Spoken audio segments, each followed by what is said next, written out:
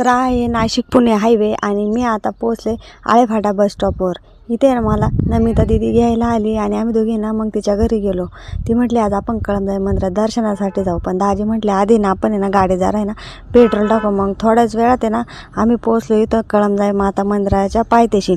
जात असताना ना घाट लागला होता आम्हाला आणि या घाटात आहे ना जरा गाडीचं स्पीड पार बैलगाडीचं स्पीड एवढं झालं होतं.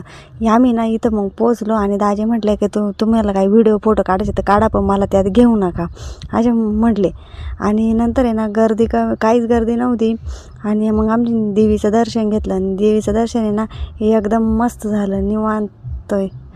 मग नंतर आहे ना नमिता दीदीने आणि मी ना जरा फोटो आणि व्हिडिओ शूट केले. तिला म्हटलं कसं वाटतंय आज? माझ्या मैत्रिणीला भेटून मला खूप छान वाटतंय.